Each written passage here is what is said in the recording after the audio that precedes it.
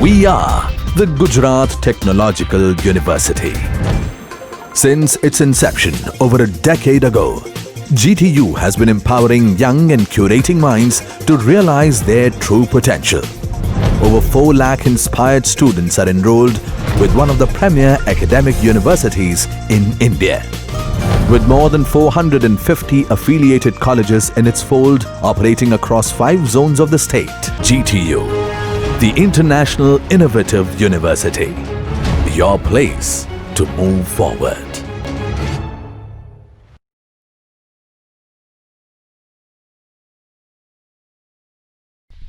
Hello students, I am Professor Sweety Patel, Faculty of Ahmedabad Institute of Technology, Computer and IT Department, Subject Advanced Java Technology.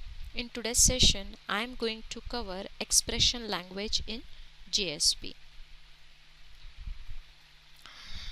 Expression language simplifies the accessibility of the data stored in the Java bin components and other objects like request, session, application, page scope, header, cookie, etc.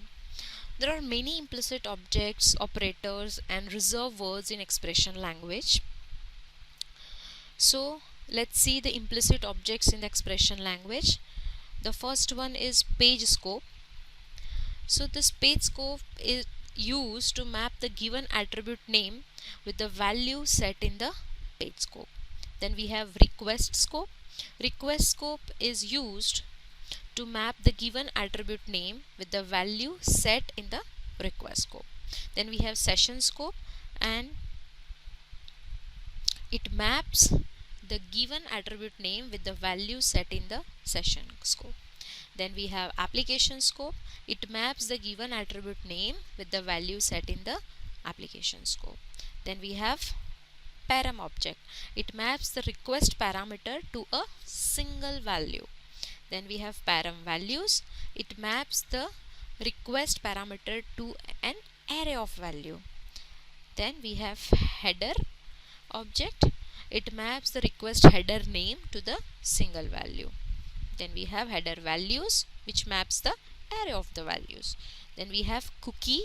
It maps the given cookie name to the cookie value. Then we have init param. It maps the initialization parameter. Then we have page context. It provides the access to many objects, request and session.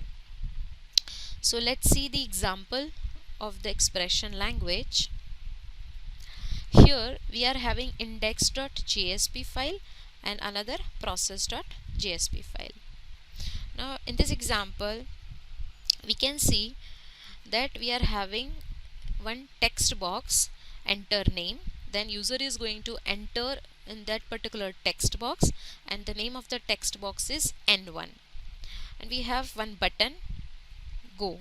When user clicks on the go button, the form action specify the process.jsp. Means when user clicks on the go button, it will redirect to process.jsp. Now coming to the process.jsp, we want the value from this text box. Now we have numerous techniques by which we can get the value of this text box. First, we have seen in the previous session that request.get parameter, then the name of that text box. Another one we have seen by using set and get property of the action tag, use bin tag, right?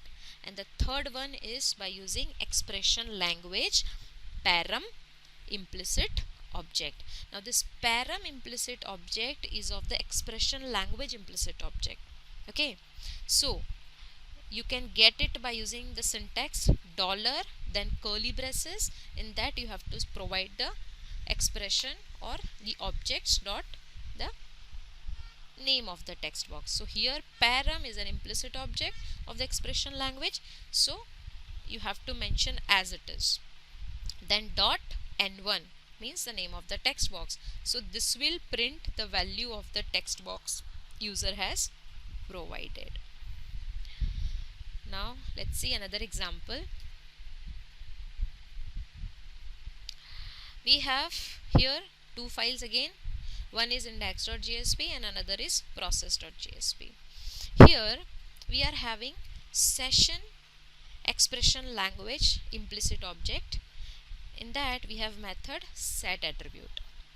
Now we are going to set the value inside this user attribute. This is the name of the session. Okay, now I want this value into some another JSP. Like when we can get this value, here we are providing when user clicks on visit button link, sorry, when user clicks on visit link, then it will redirect to process.jsp file. So coming to the process.jsp file, again we have the expression language syntax dollar, then inverted curly braces. In that we have the session scope as a expression language implicit object, session scope dot user. Now what is this user? Name of the attribute which we have set in the session attribute. Okay, so session dot set attribute user. So you can get the value from this. Let's see one more example. Here we are having index.jsp file and another process.jsp file.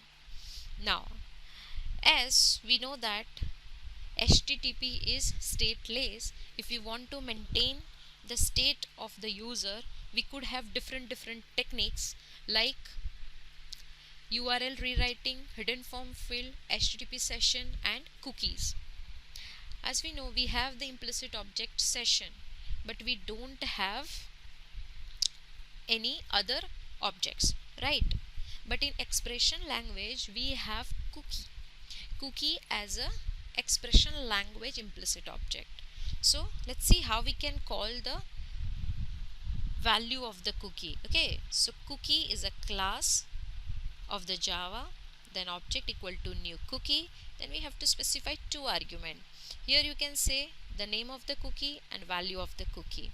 Then the response dot add cookie, response is implicit object, then add cookie is a method in which we are going to store the value of cookie, means whole object we are going to pass. So here we have added the cookie. Now the value of this cookie we will retrieved in process.jsp.